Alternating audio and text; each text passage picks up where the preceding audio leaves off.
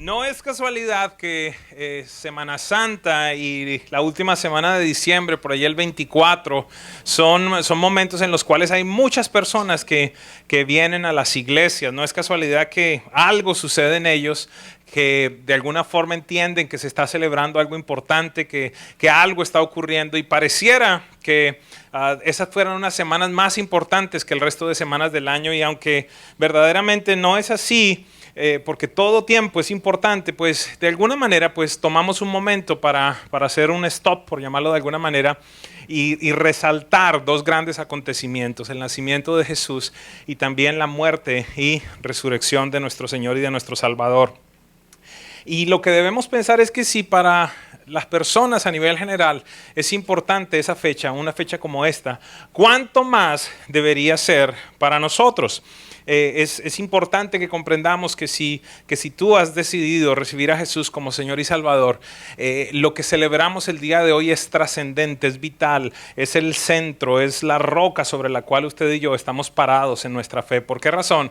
Porque evidentemente hemos creído que Jesús vino a la tierra, que es el Hijo de Dios, que nació de una virgen, que vivió una vida libre de pecado, que murió por ti y por mí. Pero el tema fundamental es que no se quedó muerto, está vivo, está reinando, está glorificado, y ese es nuestro Dios. Esta semana que pasó encontré un escrito de uno de los periodistas más reconocidos en Colombia. Si no lo sabe, yo soy de origen colombiano, soy ciudadano de los Estados Unidos, pero mi origen es colombiano. Y uno de los periodistas que desde pequeño siempre yo escuchaba, uno de los más admirados, seguramente ganador de muchos premios de periodismo, esta semana escribió un artículo especial en uno de los diarios más importantes del país, y quise traerlo para compartirlo. ¿Por qué razón? Porque es el punto de vista periodístico respecto a todo esto que estamos viviendo, respecto a lo que se está celebrando. Es el punto de vista también de ciertos investigadores, de ciertos médicos, de ciertos historiadores, lo que le voy a leer a continuación. No le voy a leer nada que tenga que ver con un predicador, no le voy a leer nada que tenga que ver con un cristiano como tal, alguien que haya creído en Jesucristo. Simplemente le voy a hablar de hechos históricos y de algunas investigaciones médicas. ¿Estamos claros? Es importante que entendamos esto. ¿Por qué razón?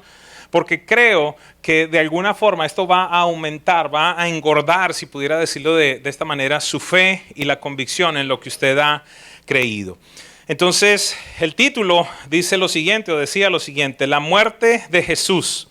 Verdad contada por los historiadores no cristianos, estudiosos que explican 4 causas de la muerte de Cristo tras el terrible suplicio. Y este hombre empieza diciendo lo siguiente: desde que tengo memoria me he hecho esta pregunta: ¿cómo habrían descrito los médicos forenses las causas de la muerte de Jesucristo si hubiesen tenido la oportunidad de practicarle una autopsia? ¿De qué murió? Creo que es extremadamente interesante esta investigación periodística. Estamos ya en Semana Santa y sabemos cómo relata el Evangelio los detalles minuciosos de todos los acontecimientos de aquel viernes, que todavía hoy causan una conmoción en el mundo. En cada misa, el sacerdote lee a los concurrentes unos párrafos del relato magistral que dejaron los escritos de los seguidores del crucificado. Confieso que he dedicado media vida a investigar qué es lo que dicen sobre tales acontecimientos aquellos historiadores de la época que no tuvieron influencias religiosas ni fueron partidarios del crucificado. Hago un énfasis en esto. Este hombre nos está diciendo: he gastado, recuerde, vamos a volver un momento.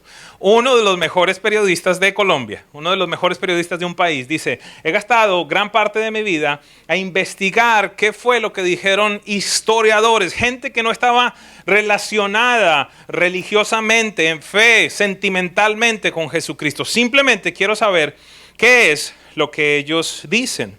A continuación, entonces, él dice: me refiero a historiadores profesionales o a testigos presenciales que no eran cristianos. A gente que por no tener interés personal en el asunto hiciera un relato objetivo y ponderado. ¿Cuál es la tesis que él está planteando aquí? No voy a confiar en la Biblia. ¿Por qué razón? Porque está escrita por alguien que de alguna manera seguía en Jesús, creía en Jesús, lo seguía, alguien que emocionalmente estaba involucrado con el actor principal de estos hechos.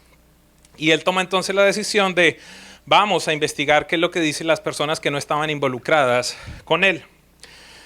Dice a continuación, he buscado además las pocas pero extraordinarias investigaciones científicas sobre la muerte de Cristo que se han conocido en los 20 siglos largos transcurridos desde entonces.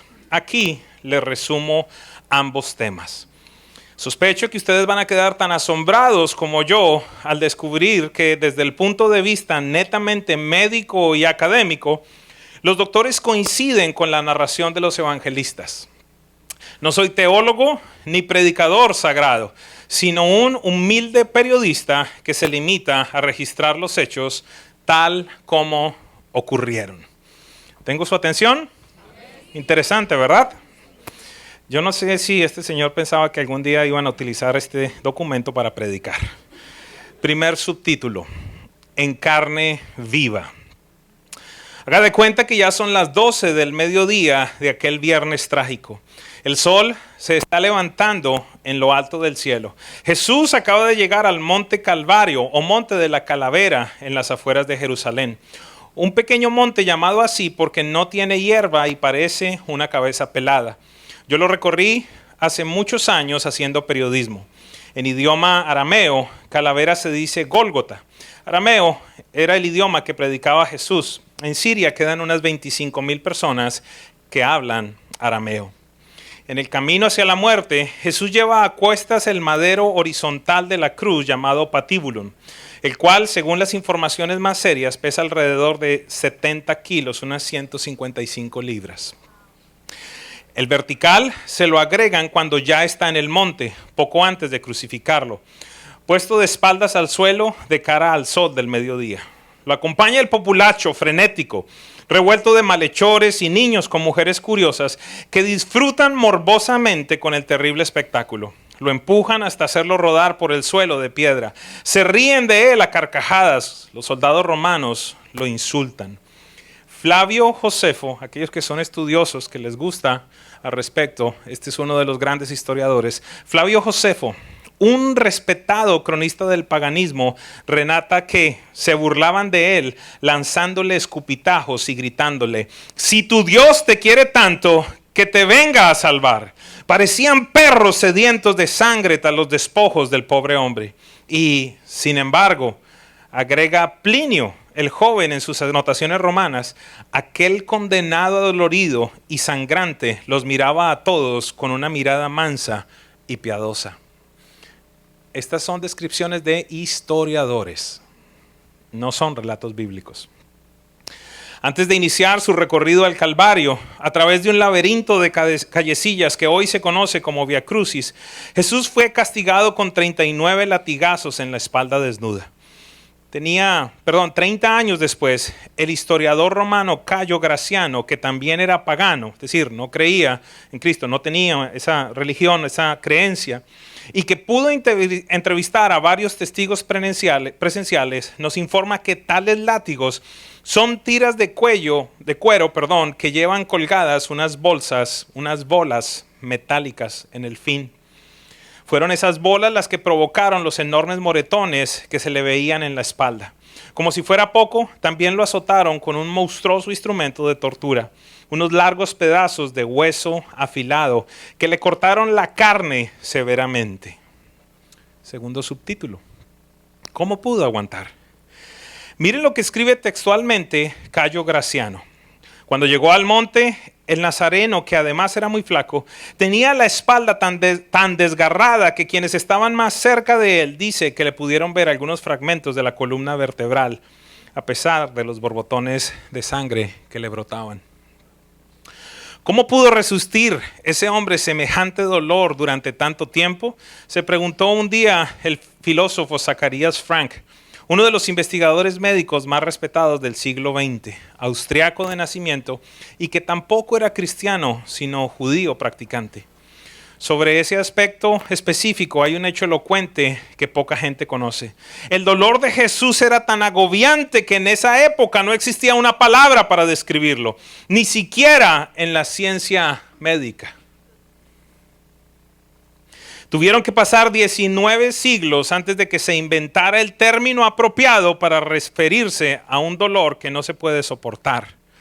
Los doctores lo llaman precisamente dolor excruciante, que traducido al lenguaje corriente significa dolor que se siente en la cruz. La Academia Inglesa de la Medicina lo describe así: un dolor atroz, un dolor insoportable, un dolor agonizante. Los clavos.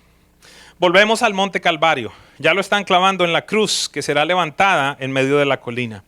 Ahora hemos venido a saber, gracias a las investigaciones científicas más respetables, que en contra de lo que suele creer la tradición popular y contra lo que representan algunos cuadros y dibujos artísticos, los clavos no le fueron puestos en las palmas de las manos. Se ha aclarado, ya que en aquella época, en el idioma latino que también se hablaba en la colonia romana de Palestina, la palabra mano se escribía manibus, pero no solo se refería a las manos propiamente dichas, sino al antebrazo en general. Niku Haas, profesor de la Universidad Hebrea de Jerusalén, dirigió una cuidadosa investigación con la que demostró que si a Jesús lo hubieran clavado en la palma de las manos, el peso del cuerpo por la ley de la gravedad lo hubiera empujado hacia adelante y con toda seguridad se habría desclavado cayendo al suelo. En 1968, unos arqueólogos hallaron en el norte de Jerusalén varios de los clavos que se usaban para las crucifixiones en los tiempos de Cristo. Su tamaño, más largo que lo normal, parece demostrar que fueron usados para atravesar las muñecas y no las palmas. Las sombras. Todos los testimonios coinciden en que Jesús murió a la hora religiosa de nona, la hora de la oración que equivale a las 3 de la tarde de nuestra época. Flavio Josefo, el gran historiador romano, recuerde, historiador romano, dejó registrado ese momento en la formidable crónica que escribió en su libro Antigüedades Judías. Cuando el condenado expiró, el gigantesco velo que cubría lo más sagrado del templo de los judíos se rasgó en dos, de arriba hacia abajo, como si un rayo invisible lo hubiese destruido. Y la tierra tembló con un gran estremecimiento. Las piedras del monte se partieron sin que nadie las hubiera tocado. Y se abrieron las tumbas del cementerio del valle de Josafat, que queda frente al Calvario, y muchos cadáveres se pusieron de pie para ir en busca de sus familiares. Josefo, un historiador romano. A pesar de que era solo media tarde, el sol se ocultó y el mundo quedó sumido en las sombras. A su turno, Plinio, que escribe: al ver lo que estaba pasando, uno de los soldados romanos se volvió a sus compañeros y exclamó: verdaderamente ese era el Hijo de Dios. Luego empezó a gritar, arrojó su lanza y se fue corriendo colina abajo. Nunca más se volvió a saber de él. Entre tanto, Jesucristo se desangró en la cruz. La hemorragia era incontenible, sudaba sangre, escribe Graciano, y jadeaba con desesperación. Se estaba ahogando. 4 causas de la muerte. Recuerde, estoy hablando de un escrito periodístico, de una investigación histórica y científica. ¿De qué murió Jesús, científicamente hablando? Josefo dice lo siguiente: la crucifixión era una condena tan terrible que a Jesús se le desmembró los órganos corporales. De lejos se le podían contar los huesos y las costillas. El médico Edward Albury, decano universitario de Oxford y sobrino del legendario historiador inglés Arnold Toynbee, dice que Jesús sufrió una hemorragia terrible que le causó a su organismo 4 efectos principales. Número 1. Desmayos y colapsos fugaces pero constantes, a causa de la baja presión sanguínea que le sobrevino desde que lo estaban azotando en el palacio de Pilato, llamado Pretorio. Esos desmayos fueron los que lo hicieron caer al suelo varias veces cuando iba camino al Calvario. Número 2. Los riñones dejaron de funcionarle, lo cual le impidió conservar el poco líquido que le quedaba en el cuerpo. Número 3. Tuvo que haber sufrido una terrible arritmia cardíaca, con el corazón desbocado, tratando de bombear ansiosamente una sangre que ya no tenía. Número 4, cuando exclamó, tengo sed, era porque el cuerpo estaba ansiando líquidos para reponer la sangre perdida. Epílogo. A su turno, el filósofo alemán Walter Herrnhut, que se describe a sí mismo como un ateo racionalista, publicó en 1954 las conclusiones de su propia investigación. Yo no creo que ese hombre fuera el Hijo de Dios, dice con energía, pero podría haberlo sido para haber resistido semejante tormento durante 3 horas. No sé cómo lo hizo, no conozco a nadie que aguante eso. Ya son más de las 3 de la tarde. Al pie de la cruz, María, la madre que espera con una sábana en las manos que le entreguen el cadáver de su hijo, es acompañada por Juan, el evangelista, que apenas tiene 24 años y parece un niño. El discípulo más joven de todos, el único entre los 12 apóstoles que tuvo el coraje de acompañarlo hasta la muerte, desafiando la furia de la muchedumbre. 50 años después, a mediados del siglo I, el gran filósofo Séneca, que era profesor del emperador Nerón, escribió esta frase. No soy cristiano, pero me estremezco al pensar que Jesús murió lentamente, gota a gota, como su propia sangre. Lo escribe Juan Gosaín para el periódico El Tiempo en Colombia. Por siglos, gran parte de la humanidad se ha enfocado en el tema de la muerte, la tortura y la pasión de Cristo. Y no hay nada de malo con eso. Es evidente que necesitamos tener conciencia respecto a lo que sucedió. Sin embargo, yo quiero esta mañana pedirle al Espíritu Santo para que nos ayude a comprender algo que el apóstol Pablo empezó a comprender, o quizás pudiera llegar a la conclusión comprendió en su vida. Primera de Corintios capítulo 15, verso 12 hasta el 21 nos dice lo siguiente. Ahora bien, si se predica que Cristo ha sido levantado de entre los muertos, ¿cómo dicen algunos de ustedes que no hay resurrección? Y si no hay resurrección, entonces ni siquiera Cristo ha resucitado. Y si Cristo no ha resucitado, nuestra predicación no sirve para nada, como tampoco la fe de ustedes. Aún más, resultaríamos falsos testigos de Dios por haber testificado que Dios resucitó a Cristo, lo cual no habría sucedido si en verdad los muertos no resucitan. Porque si los muertos no resucitan, tampoco Cristo ha resucitado. Y si Cristo no ha resucitado, la fe de ustedes es ilusoria y todavía están en sus pecados. Necesitamos hacer allí un pare, necesitamos hacer un stop. Necesitamos comprender que si tú has decidido recibir a Jesús como Señor y Salvador, esto que celebramos el día de hoy es lo más trascendente que necesitas conocer. Es lo más trascendente que necesitas abrazar. Jesucristo resucitó. No está muerto. ¿Por qué razón? ¿Por qué razón es tan trascendente? Porque aquí lo dice. Si Él no resucitó, aún están en sus pecados. Vamos a ponerlo en términos para que todos lo podamos entender. Yo creo que aquí podría atreverme a decir que todos hemos pasado en determinado momento por una prueba en el colegio, en la universidad, en algún lugar, ¿verdad? Hemos hecho una evaluación. A esa evaluación le prosigue una calificación en la cual se evalúa si tú tenías el conocimiento correcto, si tú pasas o no pasas esa evaluación. Quiero decirte algo. La evaluación y la calificación, más que la evaluación del proceso que vivió Jesucristo, se llevó a cabo el domingo en la mañana. Fue el domingo en el que el Padre Celestial, por llamarlo de alguna manera y por tratar de explicarles lo que sucedió, evaluó si Jesús cumplía con todos los requerimientos para que su vida y su muerte fueran aceptos para limpiar tus pecados y mis pecados. Fue ese día en el que el Padre dijo, ok, vivió 33 años, nunca cometió un pecado. No un mal pensamiento, no una mala palabra. Esto es complejo para que lo comprendamos. Porque en el Antiguo Testamento estaba claramente establecido que los pecados del pueblo tenían la condición de ser expiados, es decir, quitados del pueblo, si se presentaba un sacrificio de un cordero perfecto. No podía tener una mancha, no podía tener ningún tipo de defecto en su cuerpo, no podía ser ciego, ni cojo, ni tuerto, no podía tener absolutamente nada, tenía que ser perfecto.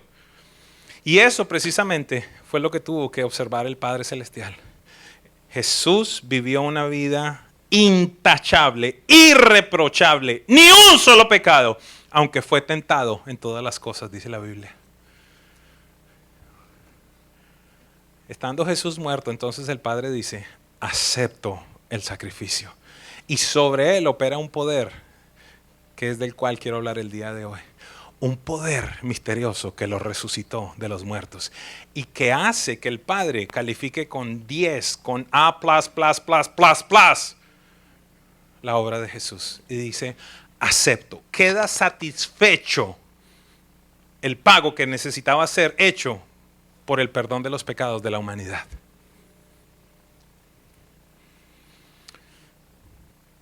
Verso 17. Y si Cristo no ha resucitado, la fe de ustedes es ilusoria y todavía están en sus pecados. En este caso, también están perdidos los que murieron en Cristo. Y si la esperanza que tenemos en Cristo fuera solo para esta vida, seríamos los más desdichados de todos los mortales. Lo cierto es que Cristo ha sido levantado de entre los muertos como primicias de los que murieron. Y de hecho, ya que la muerte vino por medio de un hombre, Adán, también por medio de un hombre, Jesús, viene la resurrección de los muertos.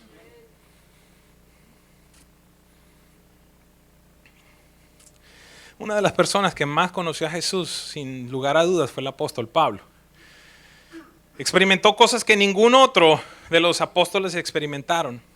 A pesar de que Pablo como tal no le conoció en ese tiempo en el cual él evangelizó, vino al mundo. Es decir, no le conoció antes de su crucifixión, de su muerte. La relación que Pablo tuvo con Jesús fue muy diferente a la que tuvo Pedro o Juan. Entiéndame, Pedro, Juan, Jacobo, ellos vieron cosas maravillosas, grandiosas, vieron la multiplicación de los peces, lo vieron caminar en el agua, vieron que resucitó gente. Pero Pablo no tuvo un encuentro con el Jesús que sanó, con el Jesús que liberó, con el Jesús que enseñó, con el Jesús que multiplicó el pan. Pablo tuvo un encuentro con el Cristo de gloria resucitado. Otra persona totalmente diferente. No tan solo él se encontró con ese cordero que habló Juan el Bautista, he aquí el cordero de Dios que quita el pecado del mundo, sino que Pablo se encuentra con aquel que dice en Apocalipsis que se le llama el león de la tribu de Judá. Un Cristo glorioso, un Cristo grandioso. Y Pablo, a pesar de conocerle tanto, a pesar de entender tantas cosas que usted y yo no hemos experimentado, a pesar de que él dice allí en la Biblia que tuvo encuentros personales con él, que fue llevado a lugares celestiales, que allí se le fueron reveladas cosas que ningún otro hombre conoce. Es más, él se retiene de contestar, de hablar de ciertas cosas porque dice ni entenderían. Este hombre nos enseña en Filipenses 3, del 3 al 10, el centro de lo que quiero predicar en este día. Él dice allí, porque los que adoramos por medio del Espíritu de Dios somos verdaderos circuncisos. Confiamos en lo que Cristo hizo por nosotros. Escúcheme, por favor. No depositamos ninguna confianza en esfuerzos humanos, aunque si alguien pudiera confiar en sus propios esfuerzos, ese sería yo. Imagínate, cualquiera diría, este tipo sí es prepotente. ¿Qué clase de orgulloso? Y entonces allí empieza, permítame decirlo de esta manera, a mostrar su pedigrí. ¿Verdad? A mostrar allí su resumen. Y dice lo siguiente, de hecho, si otros tienen razones para confiar en sus propios esfuerzos, yo las tengo aún más. Fui circuncidado cuando tenía 8 días de vida. Soy un ciudadano de Israel de pura cepa y miembro de la tribu de Benjamín. Un verdadero hebreo como no ha habido otro. Imagínate.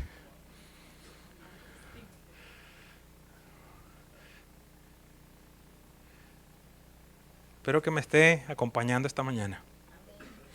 Fui miembro de los fariseos, quienes exigen la obediencia más estricta a la ley judía. Era tan fanático que perseguía con crueldad a la iglesia y en cuanto a la justicia, obedecía la ley al pie de la letra. Él empieza a hablar y a decir, ok, si nos vamos a poner a ver quién hizo más, si nos vamos a poner a ver quién tiene más merecimiento, si vamos a confiar simplemente en nosotros como mediadores para llegar a Dios, pues vamos a hablarlo entonces, porque yo creo que estoy de primero en la lista.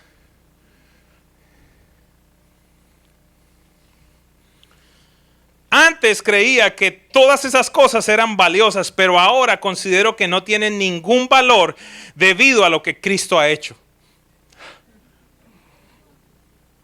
Así que todo lo demás no vale nada cuando se compara con el infinito valor de conocer a Cristo Jesús, mi Señor. Por el amor a Él he desechado todo lo demás y lo considero basura a fin de ganar a Cristo y llegar a ser uno como Él. Esta traducción es romántica. Hay otra traducción que dice, considero todo como estiércol.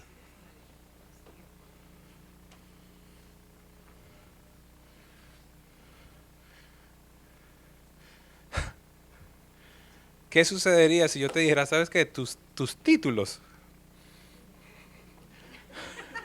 ya me cohibieron.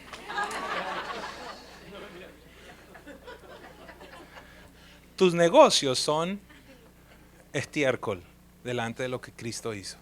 Tus títulos, estoy hablando bíblicamente. Tus buenas obras, tus ofrendas, mis predicaciones, que son predicaciones de Cristo, son estiércol al lado de lo que Él hizo.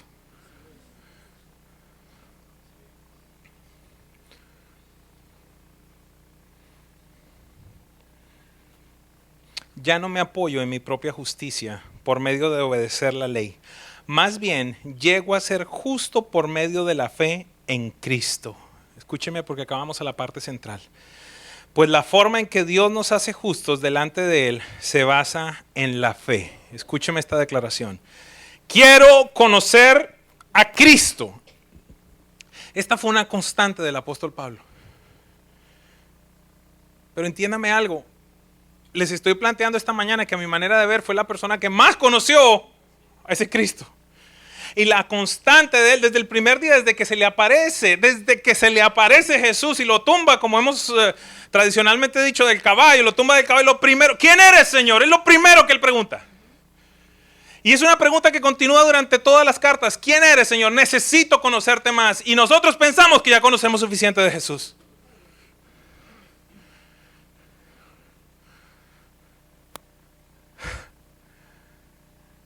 Y pensamos que conociendo de Jesús estamos ya satisfechos, que ya estamos donde tenemos que estar. Sin embargo, Pablo va un paso más allá y es donde yo quisiera pedirle a Dios que nos permita ir como iglesia. Pablo dice, quiero conocer a Cristo, pero hay una segunda cosa que él quiere conocer.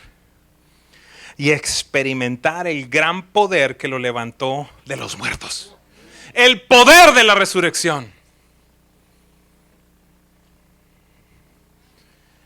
Factible que para el 95% de la gente que está sentada acá digan, wow, chévere. ¿Por qué digo esto? Porque creo que ha sido la realidad de la iglesia por siglos. No hemos llegado. En inglés se dice tap into, ¿verdad? Ayúdame a alguien. No hemos accesado a ese nivel. Nos hemos quedado en el tema del conocimiento que tenemos de Cristo. Algunos muy poco, algunos un poco más, otros quizás han estudiado más, otros quizás han indagado más en la obra del Espíritu Santo.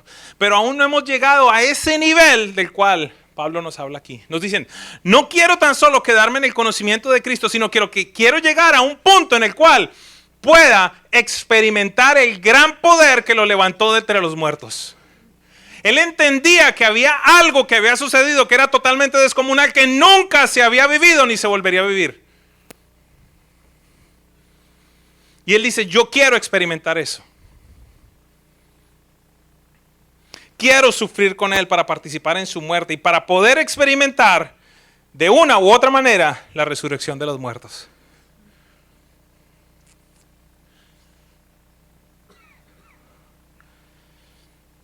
Pablo nos lleva a inquirir no tan solo en el conocimiento de la persona de Jesús, que es vital para nuestra fe, sino que nos muestra un camino superior, el del Cristo resucitado. Acompáñenme por un momento, ya estoy terminando. Algunos estarán diciendo, ¿cómo va a cerrar esto? ¿Para dónde va? Deme un momento. Esta semana estuve preguntándole a diferentes personas, les dijo que ¿cuánta gente resucitó en la Biblia? Algunos me decían 3, 4, otros más arriesgados como 6. Tome nota si usted es un cristiano de verdad, por favor. Uy, qué agresivo. Necesitamos entender lo que esta mañana está predicando este hombre. Porque no viene de mí. Yo le estoy pidiendo a Dios que me abra los ojos para entender esto. Y Jesús me ha permitido, por medio de oración, levantar paralíticos. He orado por gente ciega que ha recobrado la vista. He orado por personas que tenían tumores de 6 libras, 7 libras y se les han ido. He orado por mujeres que han estado estériles y han recobrado la vista. Esta señora que está acá en primera fila le creció su pierna cuando oré por ella. Y le estoy diciendo, no creo entender el poder de la resurrección. ¿A qué universidad toca ir entonces, pastor? A ninguna. Lo que necesitamos es desaprender un montón de cosas y decirle, Espíritu Santo, abre mi entendimiento, dame espíritu de sabiduría y de revelación para que pueda comprender aquello que operó en Jesús. Elías en Primera de Reyes 17:20 al 24 resucitó al hijo de la viuda. Eliseo en Segunda de Reyes 4:34 resucitó al hijo de la tsunamita. Quiero hacer un paréntesis aquí. Eliseo era el discípulo de Elías y en determinado momento llega el tiempo en el que Dios le dice, voy a levantar a Elías y vas a quedar tú como un reemplazo. Y entonces empieza una conversación allí de el mentor con el discípulo, y el mentor le dice en determinado momento, Elías le dice a Eliseo, ¿qué quieres que haga por ti? Eliseo le dice, yo quiero el doble de lo que tú tienes. ¿Cuántos cristianos podrán haber que le estén pidiendo a Dios, sabes qué, Señor, yo quiero el doble de lo que tenía Pablo, yo quiero el doble de lo que le has dado al pastor, yo quiero el doble de X, de Y? ¿Cuántos cristianos hambrientos habrán? Y entonces este muchacho le dice, sabes que yo quiero el doble de lo que tú tienes. O casualidad, estoy siendo sarcástico, que durante su vida Eliseo hace el doble de milagros que hizo Elías menos 1. ¿Cuántos hizo? El doble menos 1. Pudiéramos decir, wow, no se le cumplió la petición. Sin embargo, en Segunda de Reyes 13:21 nos relata la Biblia que en determinado momento iban en un sepelio, iban en un entierro, llevaban un muerto. Y vinieron unos hombres a robar, unos malandros, no sé cómo decirlo, vinieron allí y se asustaron tanto los hombres que llevaban el muerto que lo tiraron en el primer lugar que encontraron, y oh casualidad cayó justamente sobre los huesos de Eliseo, y en el instante que el muerto tocó esos huesos resucitó. Me pediste el doble de unción, allí tienes el doble de milagros. Aun cuando estén muertos, el poder de la resurrección opera en tus huesos.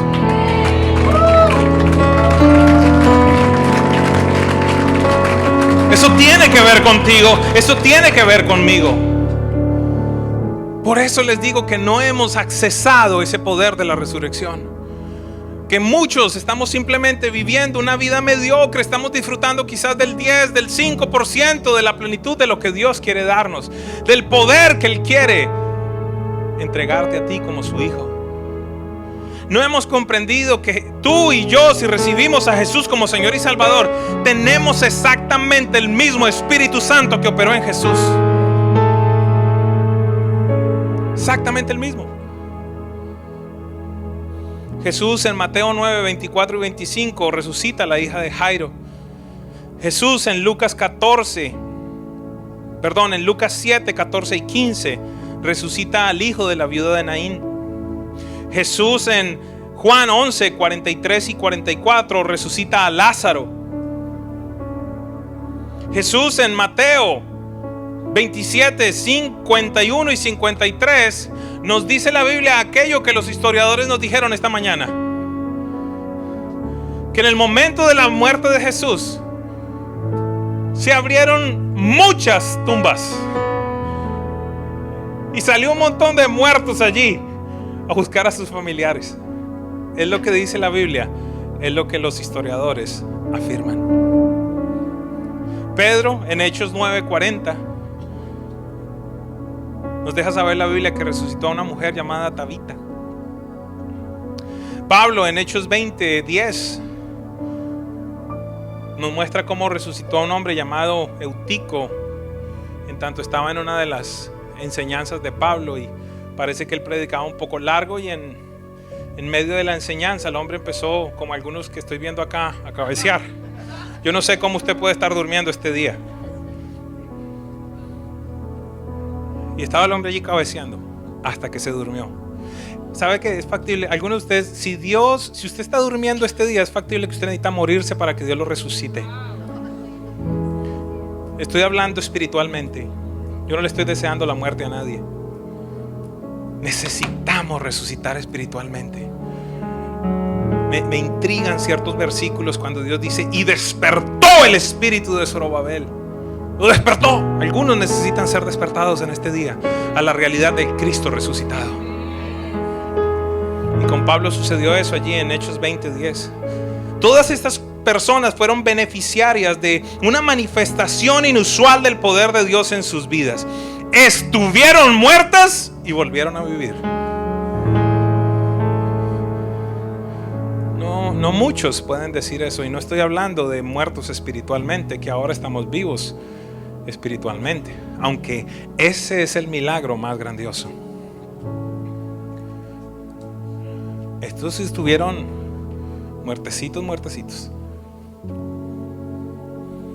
Lázaro dice allí que ya hedía. Imagínense los otros que resucitaron en el momento de la muerte de Jesús.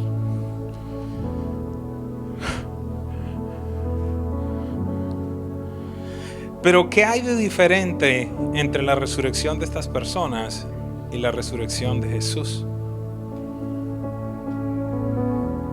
Porque Pablo dice: quiero experimentar ese poder que levantó a Jesús. Al parecer ese poder que levantó a Jesús era diferente al poder que Jesús o estos otros hombres utilizaron para levantar de los muertos a esas otras personas. Por ejemplo, podemos llegar a 3 conclusiones, de muchas, pero simplemente a 3. Número 1, todos estos que resucitaron volvieron a morir. Jesús no. Jesús está vivito, bien vivito y glorioso, vigente.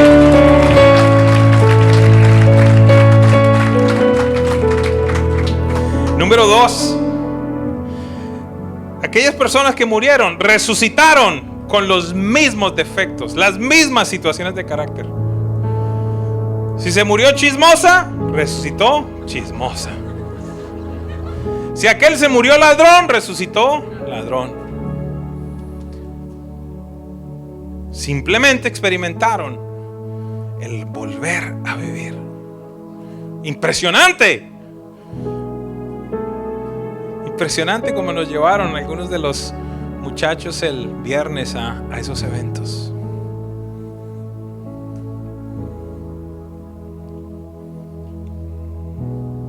Volvieron a vivir, pero resucitaron con los mismos defectos. 3, volvieron a vivir, pero resucitaron con el mismo cuerpo. Podían volverse a enfermar. Evidentemente continuaban envejeciendo. Estos son simplemente 3 aspectos que, aunque Jesús no tuvo el primero, no había defecto en él, no tuvieron vigencia sobre Jesús. A ese primer cuerpo de Jesús podían lacerarlo, podían arrancarle la piel, podía quedarse sin sangre. A ese segundo cuerpo es un cuerpo glorificado, es el cuerpo del Rey de Gloria. Es un cuerpo muy diferente, es un cuerpo que en determinado momento atravesó paredes y se presentó en medio de los discípulos y les dijo: paz entre ustedes. Como el Padre me ha enviado, ahora yo los envío. Sopló y recibieron el Espíritu Santo. Un cuerpo que Dios nos promete también a nosotros en el día de la resurrección de los muertos. Un cuerpo glorificado, donde señora ya no tendrá problema de tener que maquillarse ni de cirugías estéticas. No nos saldrán las llantas a los señores y no nos quedaremos calvos. Pero ese no es el punto. El punto es que el poder de resurrección está a tu disposición y a mi disposición aquí en la tierra. El punto es que Pablo nos dice: no tan solo quiero conocer a Jesús, sino quiero conocer ese poder que operó en ese hombre que estaba muerto, que lo resucitó y que se me presentó como un Jesucristo de gloria, como un Rey de justicia, como un Rey de verdad, como un Rey que subió al cielo y le dijo al Padre: Padre, he pagado por los pecados de la humanidad, he pagado para que sean limpios de todo pecado, limpios de toda enfermedad. Todo el acto de decretos que Satanás puso en la cruz del Calvario, dice la Biblia que él hizo un espectáculo público de todas las maldiciones que Satanás quería proferir sobre tu vida, que había dicho: vas a ser un desgraciado totalmente, tu matrimonio no va a servir para nada, tus hijos se van a perder en las drogas, te vas a divorciar, vas a terminar quebrado, nunca saldrás adelante. Pues Jesús se levantó allí y dice la Biblia que hizo un espectáculo público de todo eso, que los avergonzó, y dijo en el momento de su muerte: Padre, la deuda está pagada, consumado es. Y ese es el poder que tú y yo necesitamos desesperadamente comprender. No soy un predicador motivacional, tan solo soy un hombre que está aprendiendo, que nada sabe.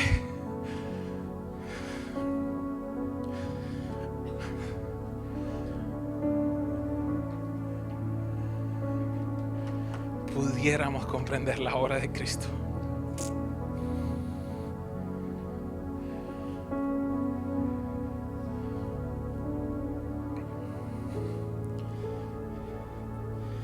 Pablo intercede por la iglesia de Éfeso. Como esta mañana yo me paro delante de ustedes, y él, orándole al Padre, dice: pido que el Dios de nuestro Señor Jesucristo, el Padre glorioso, les dé espíritu de sabiduría y de revelación para que lo conozcan mejor. Pido que también les sean iluminados los ojos del corazón para que sepan a qué esperanza Él los ha llamado, cuál es la riqueza de su gloriosa herencia entre los santos y cuán incomparable es la grandeza de su poder a favor de los que creemos. Ese poder es la fuerza grandiosa y eficaz que Dios ejerció en Cristo cuando lo resucitó de entre los muertos y lo sentó a su derecha en las regiones celestiales, muy por encima de todo gobierno y autoridad, poder y dominio y de cualquier otro nombre que se invoque, no solo en el mundo, sino también en el mundo venidero. Por favor, vuelva conmigo un momento. Acabo de ver algo.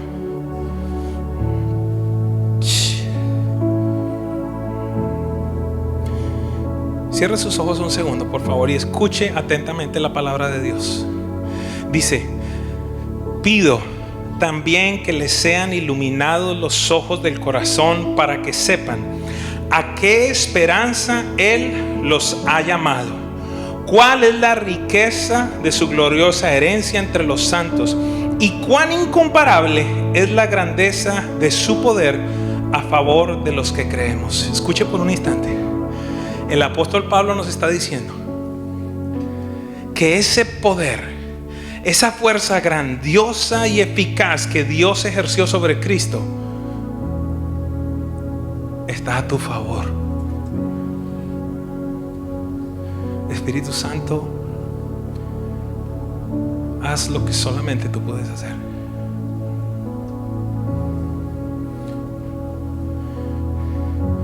Este Este debería ser un día, iglesia, cierra tus ojos. Este debería ser un día en el que hay un antes y un después.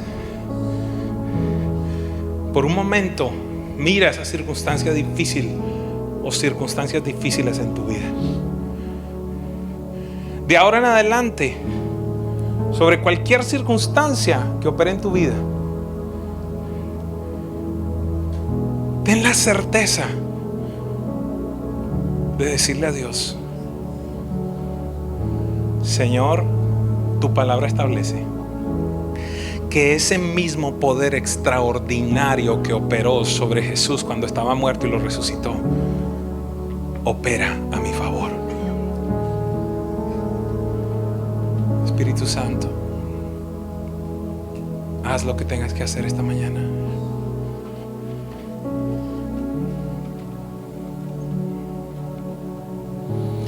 Ese poder es la fuerza grandiosa y eficaz que Dios ejerció en Cristo cuando lo resucitó de entre los muertos y lo sentó a su derecha en las regiones celestiales. Necesito que estén quietos, por favor.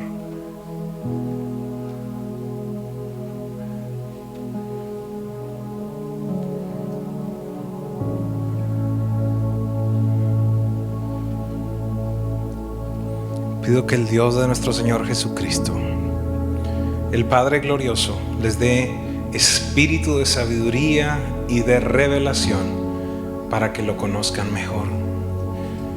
Pido que también les sean iluminados los ojos del corazón para que sepan a qué esperanza Él los ha llamado, cuál es la riqueza de su gloriosa herencia entre los santos y cuán incomparable es la grandeza de su poder a favor de los que creemos. Estamos llamados a vivir no tan solo en la confianza de la vida santa de Jesús, en la certeza de su muerte, sino en el poder de su resurrección. ¿Cuál es ese poder, iglesia? El poder que venció la muerte, el poder que limpió tus pecados, el poder que anuló las maldiciones que estaban sobre ti, el poder que detuvo la enfermedad, el poder que restauró ese cuerpo martirizado de Jesús y le dio uno glorificado. Gracias a Jesús, nuestra historia no termina con la muerte. Su resurrección garantiza mi resurrección. Iglesia, la resurrección no tiene nada que ver con conejitos ni con huevos, sino con el plan eterno de nuestro Dios. Iglesia, esta mañana te digo, sin resurrección no hay evangelio, sin evangelio no hay salvación, sin salvación no hay futuro, sin futuro no hay esperanza y sin esperanza, ¿para qué vivir? Gracias a Dios por Cristo Jesús y por su resurrección, por ese poder que operó en Él, que lo levantó y lo sentó a la diestra del Padre Celestial.